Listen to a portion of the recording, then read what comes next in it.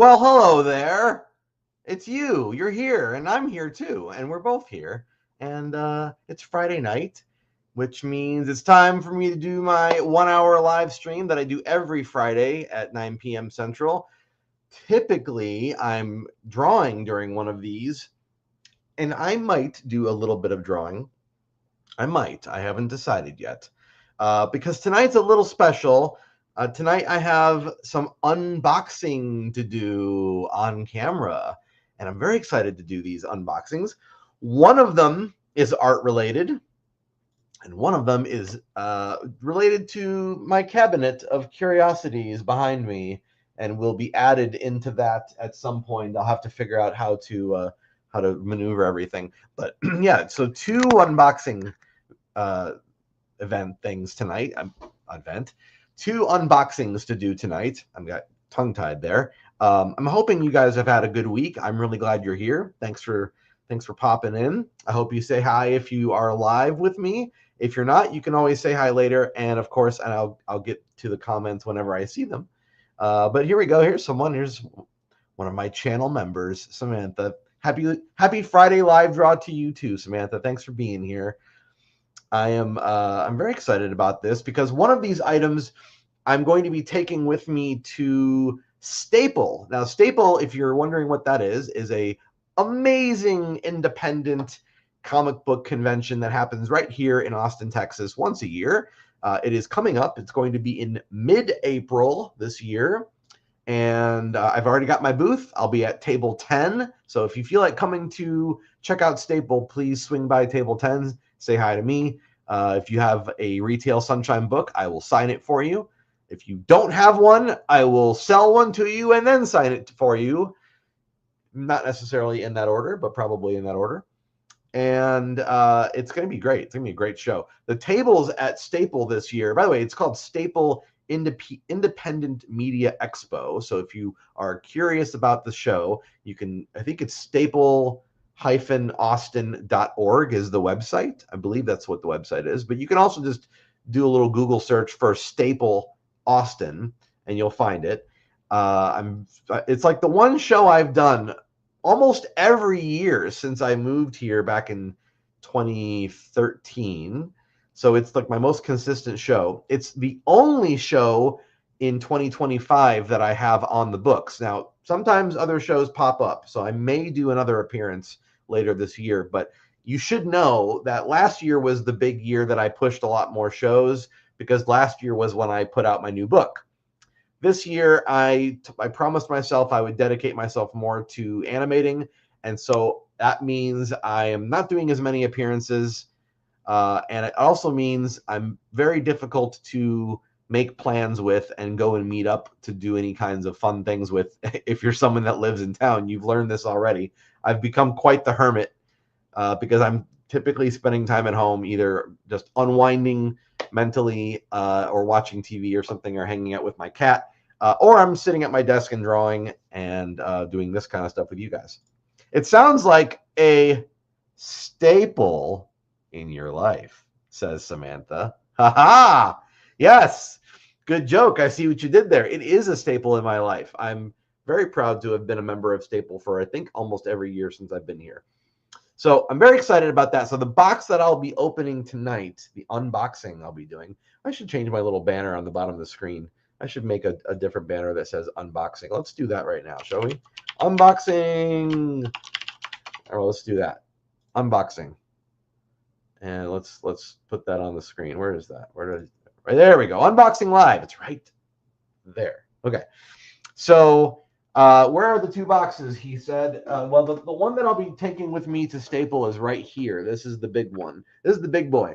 This one's going to also be something that I may be able to use more and more as I complete the cartoon. It's going to be a tool that I use in completing the cartoon. So this is work related, but I'm very excited about it. And I'll explain why in just a moment. The other one I'm very excited about for other reasons because it's just fun. So I guess we could get started with the unboxing right now. I guess we could do that. Happy Friday, Unboxing Live! Yeah, I guess we'll just keep renaming this thing, right? Yeah, well, let's get to this. Let's see what is this.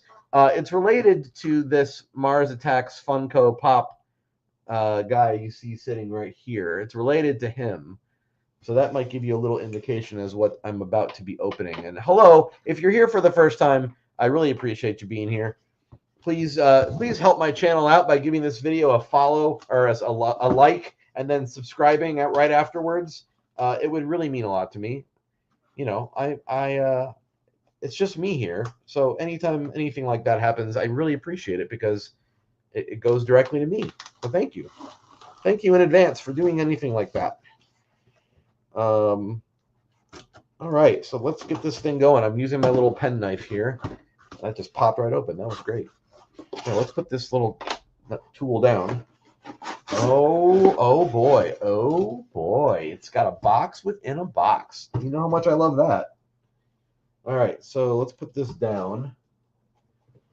My cat can play with that later. And let's go ahead and open this flap here. Oh my gosh, I'm so excited about this. I can't tell you. I'm a really, really big fan of Mars Attacks. Okay, I just spoiled what this is related to. This is the Martian Ambassador. Oh, I'm so excited about this. I am so excited about this that they did this. I don't love every version of Funko. The anticipation is killing me. Well, here it is. Here it is, Eden. I don't love every version of characters that Funko does, but this is great. I mean, really, he's got his ray gun right there. Look at that on the side of the box. The artwork there is really fantastic. And these are the other ones that they made. Now, the only one I'm not going to be getting, I've already decided this, is the Martian Spy Girl. And I'll tell you the reason why I don't plan on getting her. If someone gets her for me, I guess that's okay. I don't love the design. That's why I'm not getting her. She's a fun character in the movie. It's just a Martian with like a skin suit pulled over her, and her hair is giant because it's pulled over the glass dome. It's like kind of a funny thing. Like they hid it under a beehive hairdo. I don't really feel like that. I mean, it does work, but it's not, I don't know. I just don't like the design as much. It's just not as, anyway, I love this. This is my favorite. This is, of all the designs of this little set, this is my favorite. The one I've got behind me in the glass is not this guy, this Martian soldier. It's not him. It's similar to him, but it's a specialty series exclusive.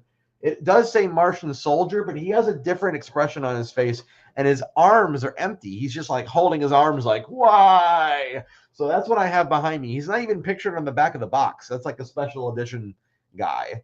But now I've got the Martian Ambassador, so very, very, very cool. I'm going to put this down right over here. And then let's see what the other one is, because there's two in here. This is the regular Martian soldier, and he does have a little ray blaster or blaster ray thing, ray gun. Oh, look at that little thing. That's so flippin' cool. Let me get a picture of the artwork. You can see the gun a little bit better there. So he's got like the angry eyes, and then the special edition one has like surprised eyes. He's kind of like this, but this one's got the angry eyes. So he's more like what you would expect. So there we go. So this is I've got now 3 Funko Pop Mars Attacks Martians, which is great. I don't really need the Martian Spy Girl. I don't think she's all that, I don't know. I don't think she looks all that good. Excellent, says Nicole Bell. Hello, Nicole. OMG, says Eden. I know. It's very exciting. I don't have room. I don't know what I'm going to do with them. I'm really gonna have to sit here and figure something out. I don't know. I might have to take this flying saucer and like put it up. Like, you can't really turn my camera. I may have to take this saucer and like put it up, like up here, almost floating, and then have anything box related like be sitting, and then maybe the saucer will sit on top of the boxes. So we'll see. That might be a thing I do. I got to figure that out. I don't know yet. I'm gonna need more cabinet space. Is really what this comes down to. Yeah, I don't know how this is gonna work out, but that's the box number 1 for tonight. Let's go to box number 2. Now this one's going to be very useful. What does Eden say? I guess they'll just have to live with me until you have room. Oh, well. Oh, we're going to have like like what is that, shared parenting rights every other weekend, something like that. Okay, custody is the word I was looking for. Okay, so now I'm going to tell you guys this. When I first bought my big easel that I have on my desk here, which you can't see at the moment, but when I first bought my easel, what I loved about it was they said you could fold it up and you could take it with you places, and I was like, well, that'll be convenient. I like the idea of being able to pack this up and go somewhere, because sometimes it's nice to get a different change of scenery. And then I opened this thing up and started working on it, and I realized it's kind of like unique, and I don't want to risk dropping it and breaking um, the glass or the light or anything about it, because I don't think it's replaceable. Like the company that made it said that they only had a few left, so I don't really want to risk breaking it. So that meant, okay, well, this is permanently now part of my desk. That's fine. It's just part of my workstation. I'm not going to take it somewhere. But it also meant if I wanted to take my drawings to work on elsewhere, I didn't really have a good way to do that. I do have my old Acme drawing board, from when I was a kid. The problem with that board is it's just like really thin, and so it doesn't really have a good way to sit down on anything. It's not, you can't really have it at an angle. It's just like having a flat piece of plastic. There's not much you can do with that. If you put it flat on a table, you have to kind of hunch over it. It's just not useful for what I was wanting to do with it. So there was this other item that I was eyeballing for a while, and I wasn't going to buy it. I wasn't going to spend the money on it. I was like, I don't really need to have this thing. I can just work from home. I don't have to go out and work somewhere else. Well, then I thought about what am I going to do with my table display at Staple this April. I was like, I don't really have anything new. I mean, there's a lot of people that I meet that don't know who I am. It's not like I'm a big old celebrity. So I don't have to have something new, but if you ask any artist who does conventions, they'll tell you the same thing. We always feel a little bit more excited about an event if we're premiering something. And in my case, I don't have any new product. Well, I do technically have the glow in the dark brain pin. I have not had that at a show with me yet, this pin right here. So technically that is kind of my new item. So I take that statement back. But other than that, I didn't really have anything new like book wise. And it's always nice to have a new book, even if it's like a small like mini book. But I didn't have that this year. And so then I was like, it made me feel a little bit less excited about setting up a table, because I'm like, I'm gonna do the same thing I did last year. There's nothing wrong with that. I just like to mix it up, makes it interesting and exciting for me.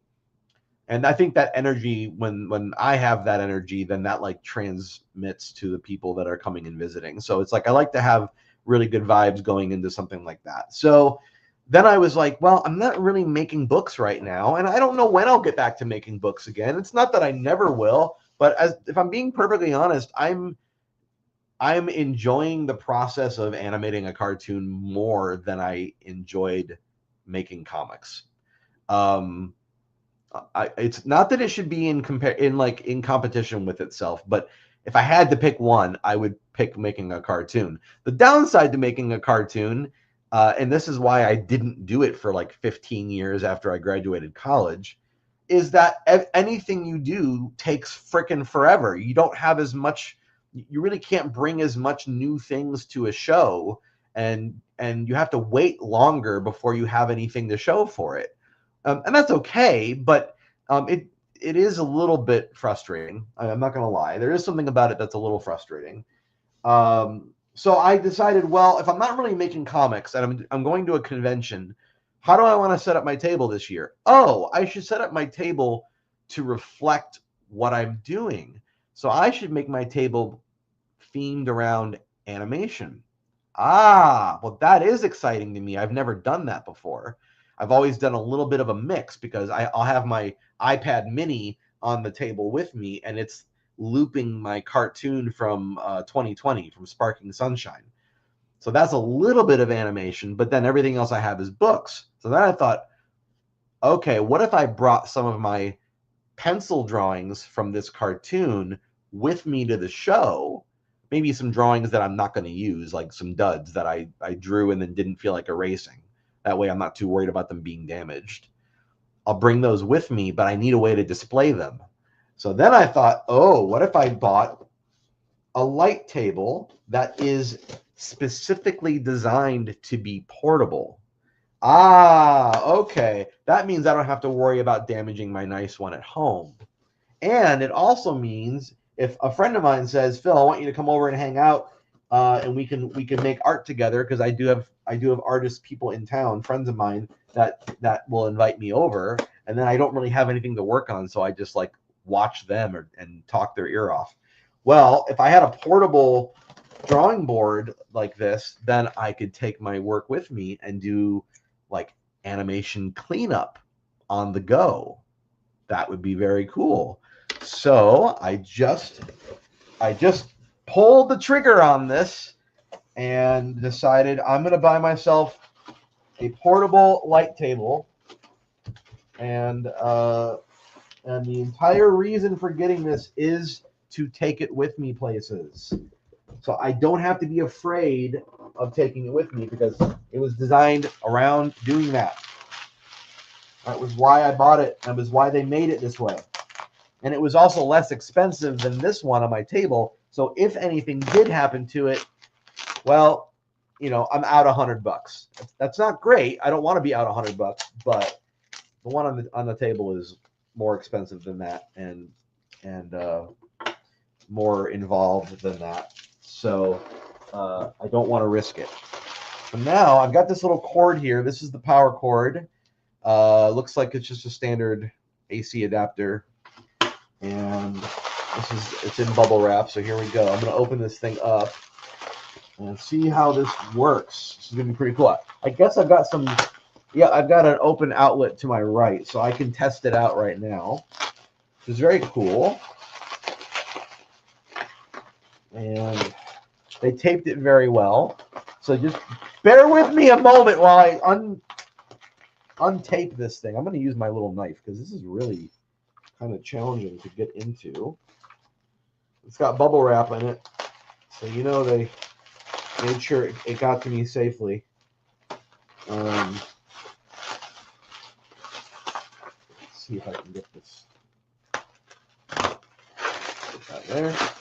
All right. I don't want to be too rough with it, because you know I want it to be functional. But the idea is I'll have this on my table at conventions, and then as long as I've got power at that event, I can have this thing lit up and have my drawings on it, and I think that's going to be very eye-catching. There we go. That looks very cool. Well, they've got their company sticker on the top there. So here we go. We've got a little on-off switch right here. And then there's your power cord. There's really nothing else on the side. Nothing else on the sides. Boy, I am going to be very tempted to put stickers on this, but honestly, I probably won't, because I tend to be kind of precious with my stuff. There's the back. Okay. There's the front. Nice. So let's do this. Let's go ahead and plug this in, and I'll put a drawing on it, and we'll see how that turns out. It's very, by the way, it's very lightweight. This feels like it's maybe a pound, something like that. Hey, Frank Gonzalez, how you doing? My night is going very well. I am unboxing my brand new portable light box, which will allow me to, when I get into the cleanup animation phase of making this cartoon, which I am making progress and getting closer and closer to that, I can take my drawings with me, take a little stack of drawings, and go somewhere, maybe go to a coffee shop and set up right there. I could do that. That would be also a really great way to be promoting the cartoon, which I think would be a great idea. Because I work in, look, aside from hanging out with you guys here, I kind of work in seclusion. Like, no one, like, all the magic happens right here in this little corner of my apartment. That's great, but you know, it's nice sometimes to be a artist in a public space where people get to kind of watch you doing it. like a graffiti artist, or people will do like paintings live or whatever. And I don't get to be that, but now I do. All right, so I'm going to put a drawing onto the board. You see that works really great with a 10 field. This is 10 field paper. It basically just means it's like a 10-inch measurement. They have 12 field as well. I think this will work with 12 field. I do own some 12 field paper, so maybe later I'll try it out. But I can tell by like the fact I've got a little bit of room around the edges that this probably would work with 12 field. Let's see.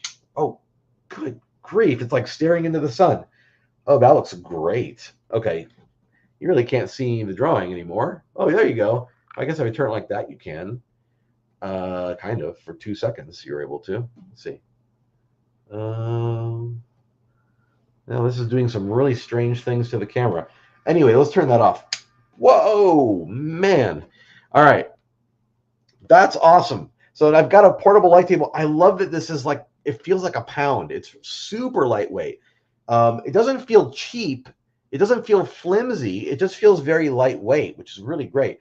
So all it is a little light box. It's got an angle, which is super helpful. See, this is what I'm talking about. Having something that I can have like up off a table and then angled down toward me. And what's great about it is I draw with the peg holes at the bottom. There are animators that will argue me on, and not argue, but I mean, it's kind of like a, I don't know, Coke versus Pepsi, right? Some people will say, no, it's better to have the pegs up here and then the paper can hang and then you can kind of go like this. And I totally understand that as well. I prefer to do the flipping from the top and come like this. I just think for me, it just works a little bit better. But I could see either one working. But this is set up so that the pegs are at the bottom, which is really great. That is exactly how I want them. That's how I draw. Yeah, so there you go. This is going to be so helpful. It's going to get some use in April when I go to the convention, and I'll have this with me on my table. You'll be able to see it in person. And then once I finish doing all my rough animation and I'm ready to start doing cleanup animation, I will be taking this with me some places around Austin probably, and I'll grab a little stack of drawings and I'll just be able to sit there and work on stuff. I won't need to be in front of my computer is my hope. I can just work there and trust that everything is going to be fine when I go home and scan it in later. So that's my brand new light table. How exciting is that? I love it. I love it. This is great. This turned out exactly how I wanted it to. I wasn't sure. I wasn't 100% sure if I was going to like it, and I do very much. And I'll put that down right there and get that out of the way for a second. Alrighty, you notice I got my blue light behind me going because we're dealing with Martians, and not that they're blue, but I like having the light glow coming from the top of the screen. And if those of you that are coming in late, I also unboxed these Martians from Funko from Mars Attacks. I'm so excited to add these to my collection. They're super great and creepy and fun. And I'm such a big fan of Mars Attacks in general. So this was kind of a no-brainer purchase. It's like I don't buy Funko Pops really anymore.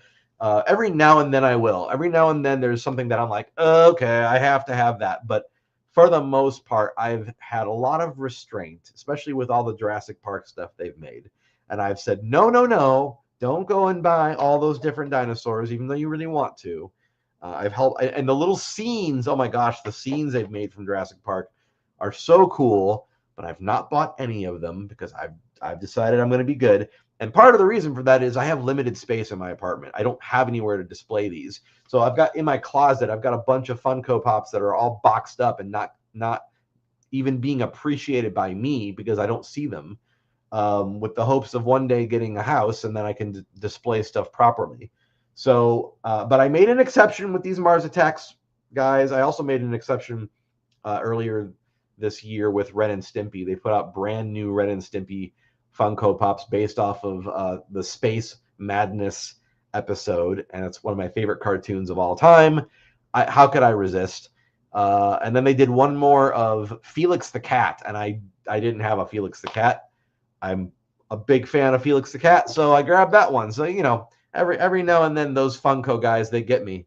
They get me. Is it brighter than your other one? I don't know if it's brighter than the other one. The other one has a really thick animation board on it, and I think maybe the light has a more difficult time coming through it. But I don't know. It might be a little bit more brighter. It's possible. Um, I'm tempted to invest in like a dimmer switch. I tried doing a dimmer switch on. Do I have one? I thought I had one. I thought about putting a dimmer switch on the one I have here on my table, and the dimmer switch only caused it to like flicker in a weird way. So I don't think if I have a dimmer switch, I don't know where I put it. But honestly, I've gotten better about turning the light on. I don't try to turn it on like for super long periods of time. I'm trying to get better about just flipping the drawing and making my decisions based on flipping and not based off of like so much of like looking at seeing through and going that route. Because I think it does make for a more believable transition than if you just simply draw what's in between. Sometimes you have to draw what's in between, and that's where the light comes in. So, but I probably will be flipping the light on for a few seconds, flipping it off for a few minutes, and then kind of doing back and forth. Which, if I'm out in public doing that, that could only work to my advantage, right? Like that would only be something people would be seeing out of the corner of their eye and going, "What's that guy doing? Turning a light on and off." I love it. Thank you, Samantha. I love it too. I think it's great. So I am so glad that worked out. Thank you guys for uh, bearing with me while I open some fun toys. I don't usually do the toy thing on a live stream, but I just put my Martians are going to hang out over there for right now. They're just going to hang out over there. Hope you don't mind. All right, so wow, now I've got a big box with bubble wrap sitting next to me, a bunch of trash. My cat will love the box. I'll have to throw all the other stuff out. I don't like keeping plastic too much around him, so he doesn't, there's always that little bit of a danger. Let's talk about what's going on in the cartoon, shall we? Now that we've successfully spent 30 minutes talking about toys and light boxes. Okay, so let me bring you up to speed. I don't know how much drawing I'm going to be doing tonight. Maybe just a little bit. So scene 35 has been a bit of a pain in the patoot, but it has been getting better toward the end of the scene. And I'm just going to tell you, bear with me. I'm sorry if this isn't super entertaining. I'm just going to tell you my thought process, and that way I can kind of work through it with you guys and hear myself talking about it out loud.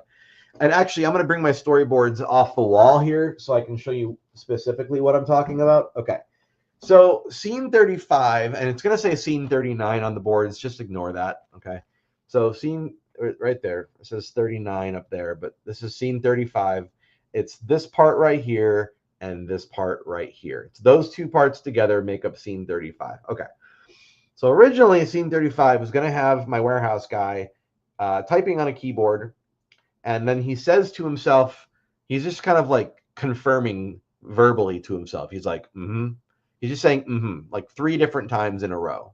So each time he said, mm-hmm, the idea was he would I'll just act it out. Like I'm him, and this is the computer screen that he's looking at. He was just going to go, mm-hmm, mm-hmm, like getting closer and closer, and then maybe like kind of like looking back. It was just going to be a very clear movement to one side and then movement back, something like that. And then new guy was going to be coming into the frame out of curiosity, and he was just going to look like this. He's just got like his little finger right here, and he's like, He was gonna very slowly be like, right? And potentially, I wasn't even going to draw any additional frames for new guy. I was going to draw one frame where he's just like this, and then I was just going to like slide him into the screen, which is it's a stylistic choice. You could argue that it's a lazy choice because it's really just moving, from left to right or whatever.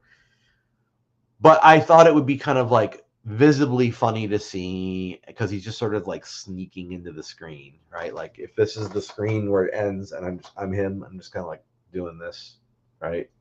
All right, so that's all it was going to be. Well, as I started working through that, I got bored with it. I was like, yeah, that's not. It's functional, right? It makes the story continue forward because Warehouse Guy is like typing and looking something up for New Guy, and he's just sort of thinking and pondering. But like visually, it's not super interesting.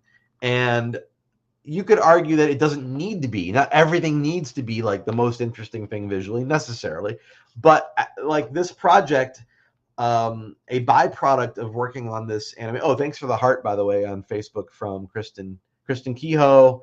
Phil, hi Kristen, how you doing? Thanks for that. Much obliged. I not everything has to be the most like elaborate thing. What you unbox, I'll show you in a minute. I'm in the middle of telling a story. I'll tell you in just a minute because I just spent 30 minutes doing the unboxing, so I'll tell you in just a minute. So I was like, yeah, this project has really put me in a position where every time I go to a scene, I look at the boards and I go, is there a better way I could do that? Is there a way that I can make it a little bit more interesting?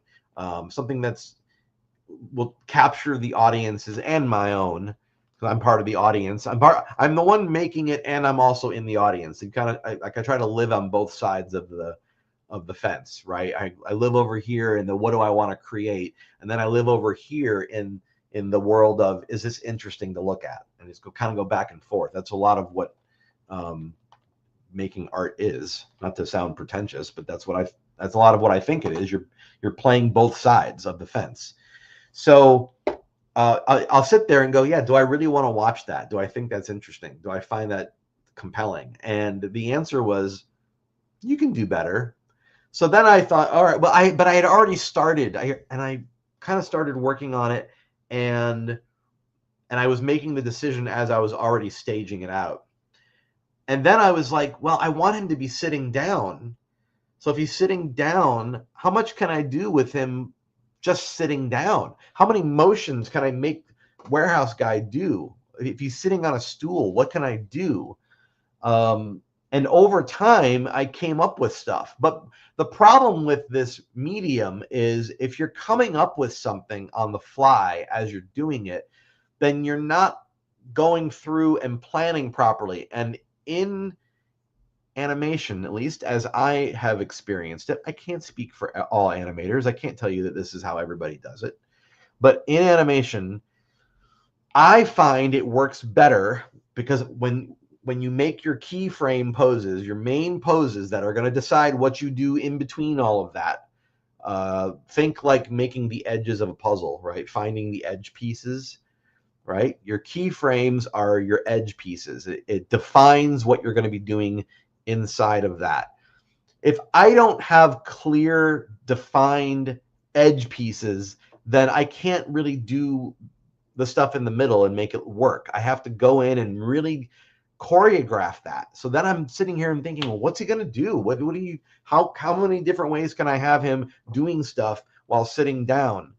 And I figured it out. I mean, I'm almost done with the scene. It's no longer a problem. I'm not like telling you this because I'm, looking for ideas. I'm just saying this was the issue that I found myself faced with. This was why it's taking me over 2 weeks to complete the scene. The scene is 7 seconds long, by the way, and it ended up being about 54 drawings, or 54 frames, I should say. 54 frames.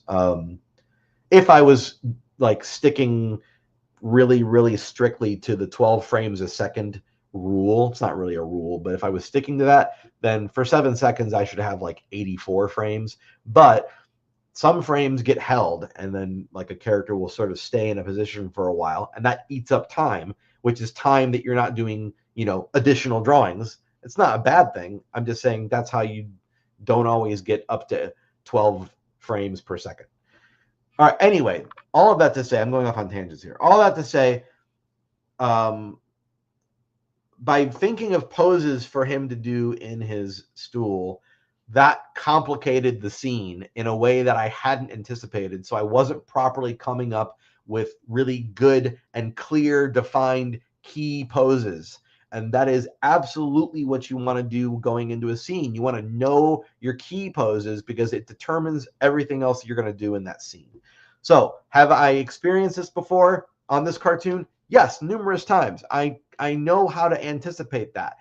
That being said, it still happens to me every now and then. I don't know why. Maybe because I'm rewriting on the fly. That's the only answer I can come up with, is I'm still sort of like inventing as I go. And I don't really know how, major animators deal with this, other than to say, I know that when I do know that when storyboards get changed, what people will do is they'll take like a post-it note and they'll draw the different pose and they'll just like stick it over top of the original planned storyboard, and that becomes like the new board. I know that's a thing, and I'm starting to wonder if maybe that's what I should be doing. But I just don't want to. I just don't want to do that. I don't want to like cover up my boards with other post-its, and I don't know. I don't know why I don't want to do it. It just seems messy to me, and it just doesn't like jive with me. So what do I do instead? Is I sit here and I stare, or I take a shower and I think about it, or I go and drive and I think about it, and I start like coming up with new choreography in my head, and I don't write it down anywhere. I just sort of go, oh, it's going to go from this to this. Got it. I'm changing that. So then I just go and I make the new poses, and I go from there. And I find that I work through the problem. I get to the other side of it, but sometimes it takes longer than others. When I have a scene that is very clearly defined by good key poses up at the beginning, and I go into it knowing I know exactly what I'm going to have happen, the scenes tend to go more smoothly. And so that's why I'm saying I know that's where the disruption is happening, is clearly defined key frame poses versus not clearly defined from the get-go. That's where my problem is. The next scene, I don't think that's going to be an issue. Now, I've said that before, and then I've proven myself wrong.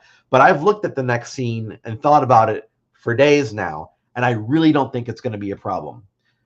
I truly do not think it will. It's a very, very straightforward. I can show you what it is.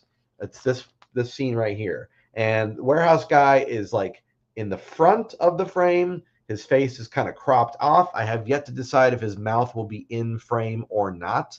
I will make that decision as I start to block him in.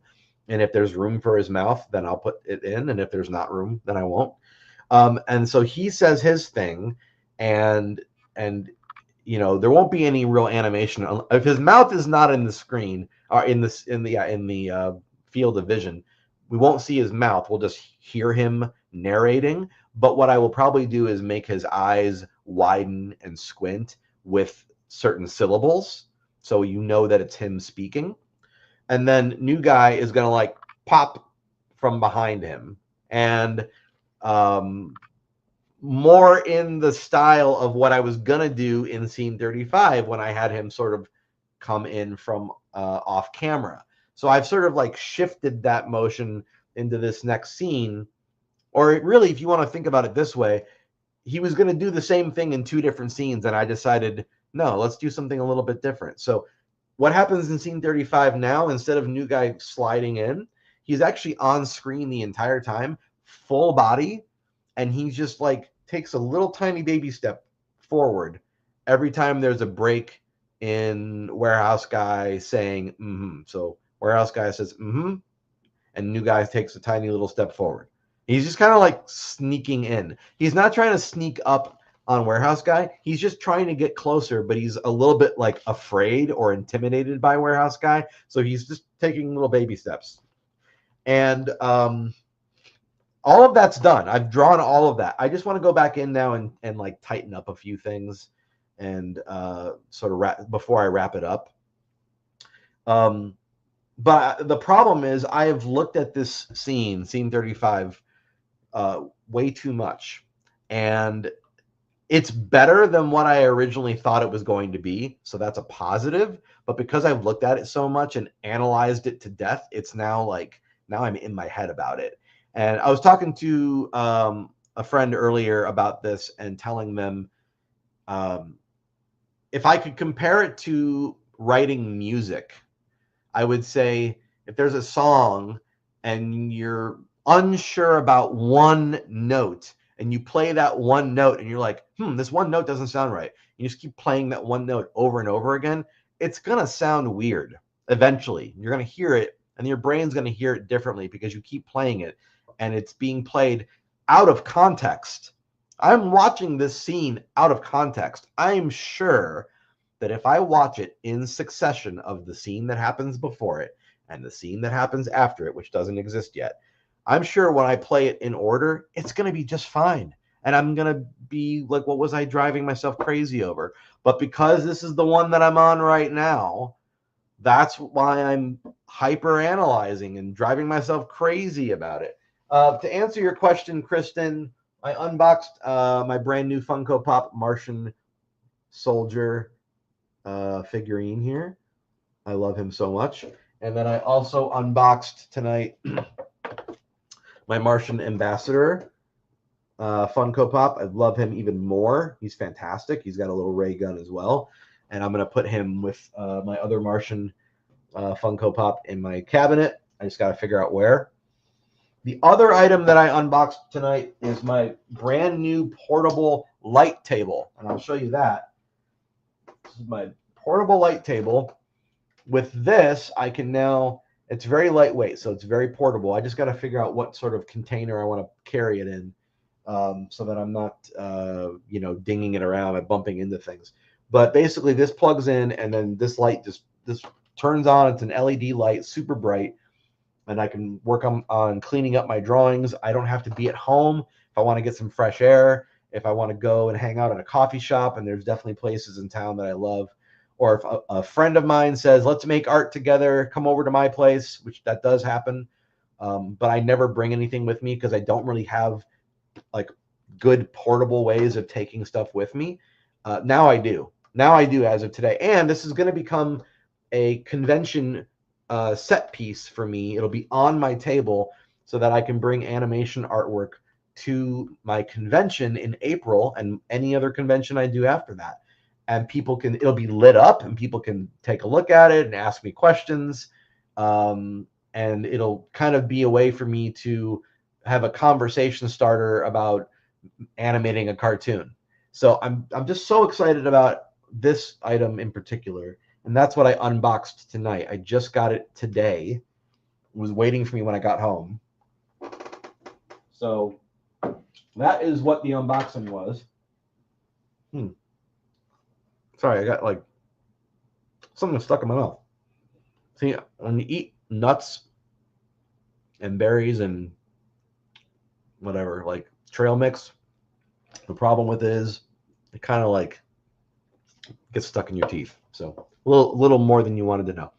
All right, so there we go. There's my Martian guys. They can hang out back there. That was my unboxing. If you missed the unboxing, you can always watch the beginning of this video later on.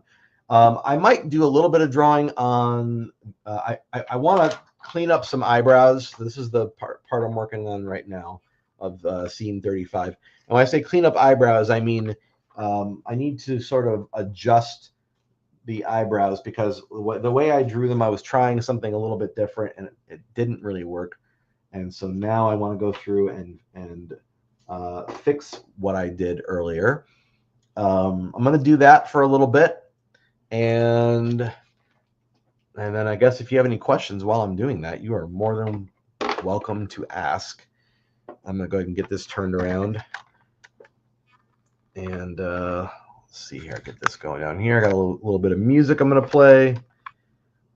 And this is my regular light table that you guys are all familiar with. Put some music on here. And there we go.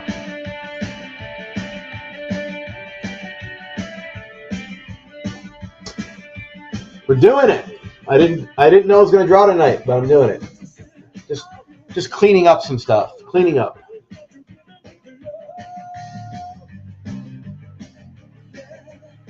I'm erasing eyebrows.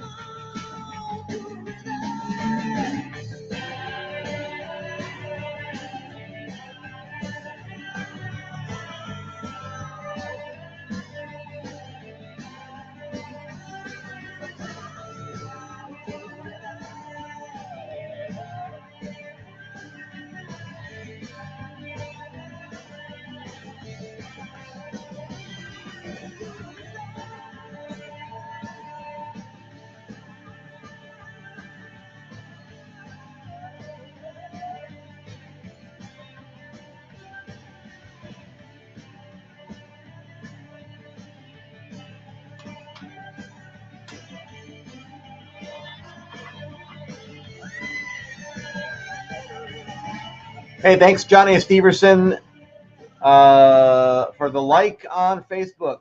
Thank you so much. Much obliged.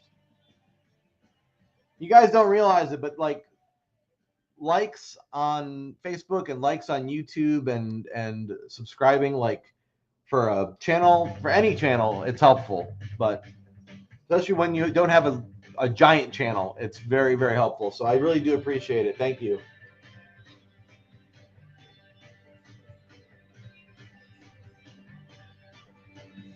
Oh, also, I want to point out. Oh, thank you. Thank you to Wayne Carnegie for the heart on Facebook. Thank you. I also want to point out that in the last couple of weeks, I started doing live streams on random nights of the week for like 30 minutes. I'm going to call them. Oh, hey, thanks, Wayne. Thanks, buddy. Appreciate it. Wayne's an awesome artist, too. If you haven't checked out Wayne Carnegie on Facebook, he's working on some really cool projects right now. So check out his stuff for sure. I've been doing these like 30-minute little random live streams, and I don't know when I'm going to do them. The only way to get notified is if you're subscribed and have the notification bell on YouTube turned on. So I would say if you like hanging out with me and you want to know when I do those, just make sure you're subscribed and have that notification bell turned on. But they're a lot of fun. I don't draw during those. I just sort of like I just sort of talk about whatever's on my mind. If I go see a new movie, I talk about that. I just hang out with complete strangers. It's a lot of fun. And so if you want to come and hang out with me for a very chill half an hour, I've been doing that sort of at random times. And the next one I do, I don't know when it'll be. Maybe Sunday? I don't know. We'll see. I'm just trying different days out and different times to see what seems to bring in the best amount of people.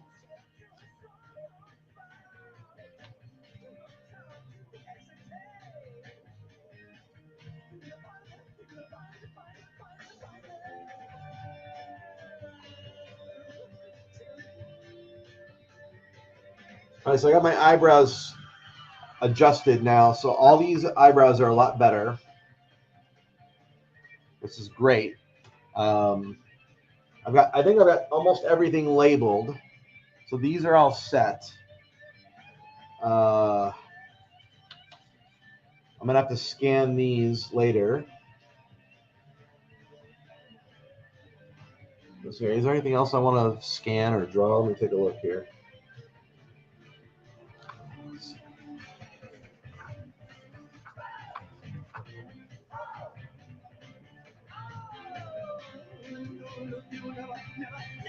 Yeah, see, I'm going to label this. I'm going to label this.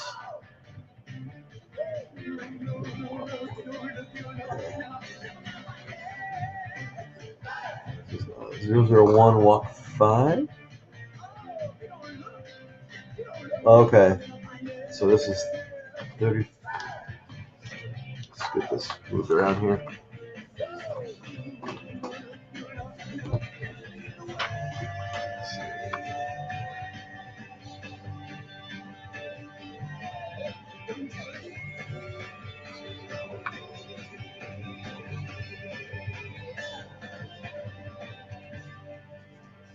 There we go. Got that one labeled finally. Okay, so we got that. Let's see, and that goes 5, 4, 3, 1 there. Okay, that's good. Let's put these together there. And I think I put, what did I do with the rest of these drawings? I think I put them all away. I sure did. I gotta label this one now. This has got to go over here. Okay, so this one's got to be labeled. And this one's going to be, that one there.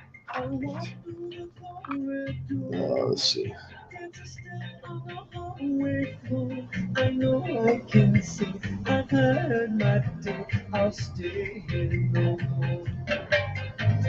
There we go. So everything's labeled now, which is really great, super helpful. I got my eyebrows tweaked. I got some other things I want to tweak, like hands and stuff like that. Probably won't do that right now because I have to go digging for which frames those are, and I don't want to do that right now and uncover all of that. But yeah, I think so. Let's see what's going on next. So okay, so this time next week, I will probably not be working on scene 35 anymore. I'm planning on finishing that, like, I don't know, tomorrow, maybe tonight or tomorrow. So that makes this one here that's labeled 40, which is really going to be scene 36. That'll be my next one. And I believe I'm over halfway on the number of scenes because the original scene count was like 71.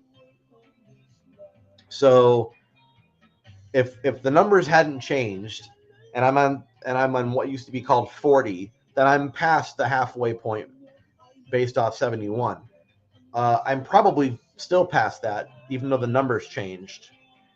And I looked through the rest of the boards. I don't think any more scenes in the whole cartoon are going to be like, 20 seconds long. They're all going to be mid to short, like 2 seconds.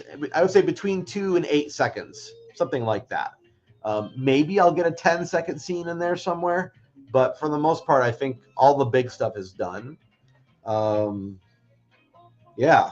So, yeah, let's see. What do we got next after this? So, after that, we got 37, which is 2 panels here. 38 is 3 storyboard panels. So, once I finish scene 38, I will be like most of the way through that page. And then the last 2 panels of the next page are, actually, the next 3 after that are also 1 scene. So, yeah, I'm going to be making pretty quick work, I think, through the rest of the warehouse for sure.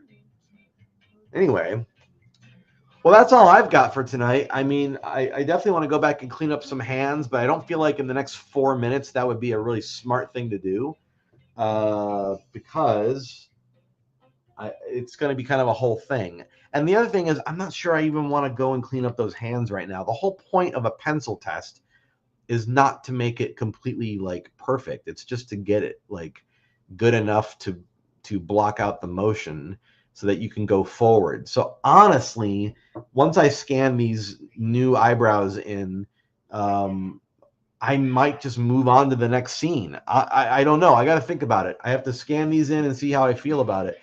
But next week I will likely be on scene 36. So hang out with me next week and see a brand new scene. And in the meantime, if you want to hang out with me randomly, make sure you're subscribed on YouTube, and I'll pop in for 30 minutes every now and then. It's typically later in the day. I've been doing them at like 10 and 11 at night, Central Time. I might do them sooner. I don't know. It's just whenever I feel like it. And unless anybody has any questions or anything, I might just call it here. I know it's not quite an hour yet, but it's, 2.5 minutes away from being an hour. That's good enough in my book. Thanks so much for hanging out with me, guys. And, I'll see you next week, and have a wonderful weekend. Be safe out there. And thanks for all the support. I really do appreciate it. Support is, whatever that is. If it's you being here, thank you for that. If it's you being one of my channel members on YouTube, thank you for that. If you're over on Patreon with me, thank you for that as well. If you hang out on Facebook with me, thank you for that as well. All that stuff's good. Have a good night, Samantha. Appreciate you being here. All right, guys. I'm going to just play us out with some music here.